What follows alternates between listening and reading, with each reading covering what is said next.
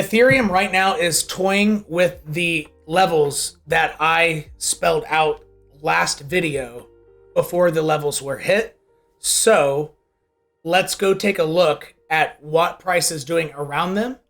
And then in this Ethereum video, I'm going to show you why those lines are there, when price interacting with them becomes significant, in addition to how I would strongly anticipate price will look. Like as you see the candles, how will it very likely behave around there, so that when the trigger for something significant to happen happens, you've already seen roughly how price will move and you feel more comfortable like, hey, this is a signal. And so let's go dive in.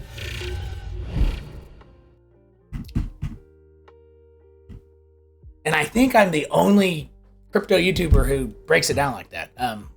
Show you the exact way price is going to move around it and what it means. All right, so I don't know if that's a fact, but I'm definitely one of the only ones who does it regularly. Okay, so last time, I think it's 2 Ethereum videos ago, I put this triangle here. This yellow line has been here for months. My last video, I created this. This is technically one rectangle, right? It's a rotated rectangle, but it's 2 lines, 1, 2, and this horizontal. These are the lines that I set on my last video when price was right here. I think the price was about here, or actually touching the triangle, okay? And I set these lines here saying, hey, price is probably going to interact with these now. And in that last video, I mentioned, there was another line from that video. I'm missing one. I had one here as well. Right there. I connected these 2 dots. Yep. So when I made that line, it was not because of this point, because I did it before that. It was here and here. So actually, yeah, this is the other line. I don't know why I deleted it. I should have saved it. Okay.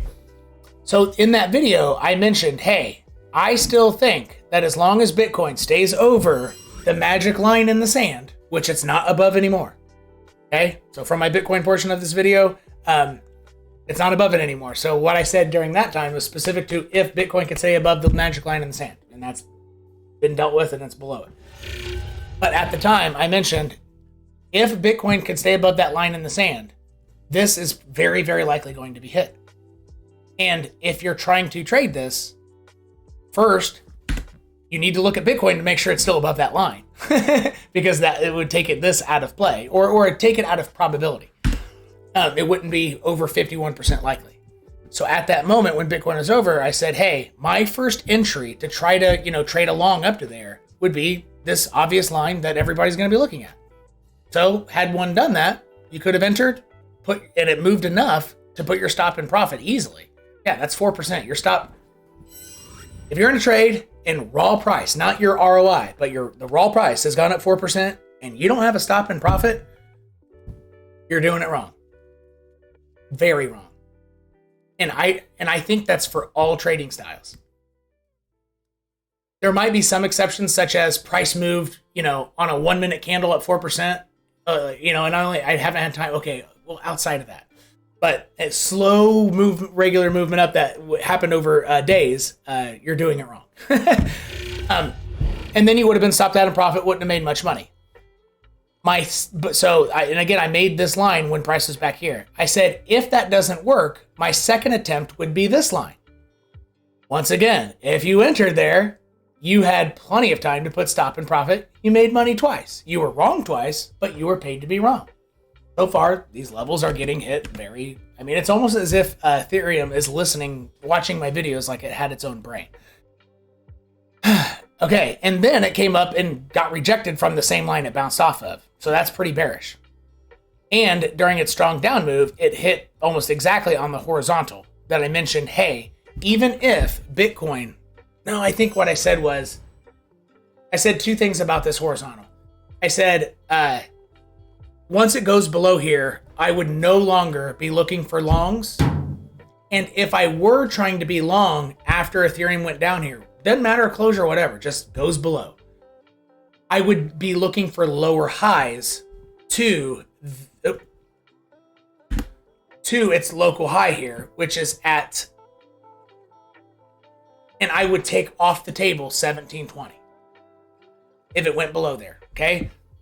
And so that is a follow-up on how price has interacted with those levels. I think I picked pretty good levels. Like that's not gonna lie, that was pretty solid stuff. And there were points where you were paid to be wrong. So not bad. Being in profit when you're wrong is badass. Like it's really good. Okay, what can I say now? Bitcoin has gone below its line in the sand. Therefore, I think 1720 is out of the question. Or it's not out of the question. I'm so sorry. That's definitely the wrong thing to say. It is not probable.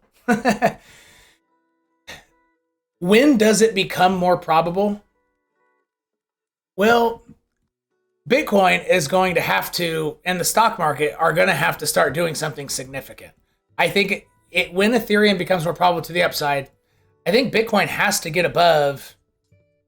I think it has to get above that point and that point. First off, before Ethereum has a probable, no matter what Ethereum price is doing, Bitcoin within reason. So if Ethereum starts way outperforming Bitcoin, okay, well that would be an exception, but I don't think that's getting ready to happen. If Bitcoin is not above here, then I think you're on lower high watch for Ethereum.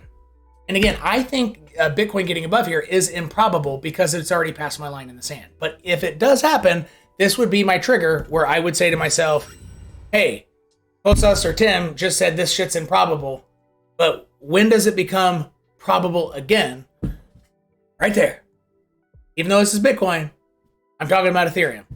That's when, so probabilities can go back and forth. Like, it's like a liquid. It's fluid, right? It can change. So this is when it changes it once again for Ethereum.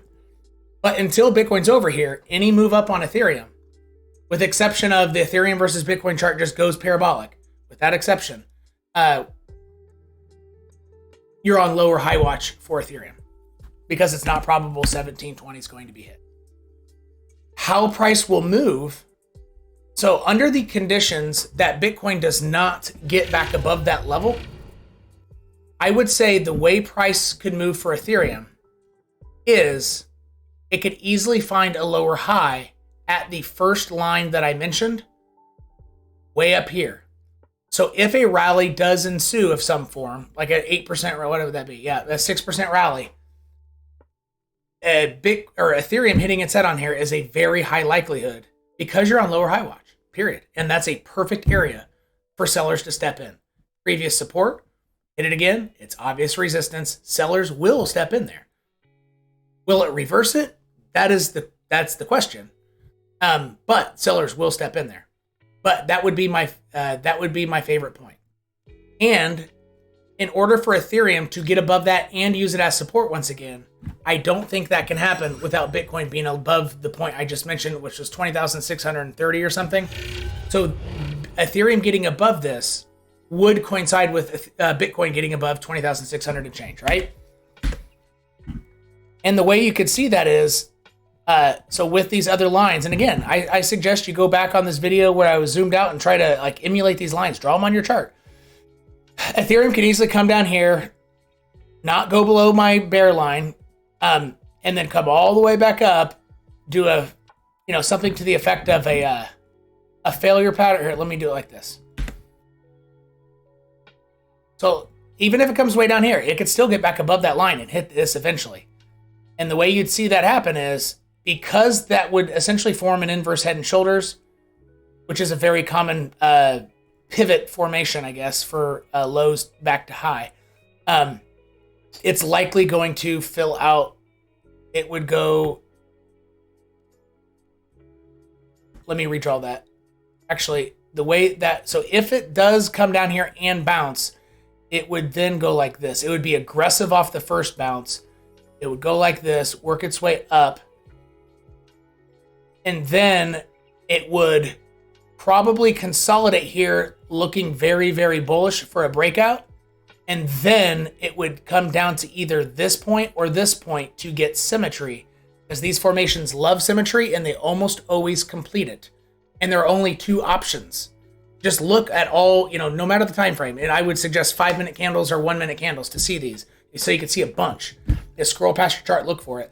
It almost always hits. There are only two options on the left-hand side, and you can see them. Sometimes this one's up higher, and this one's down lower, but you have two that are like this.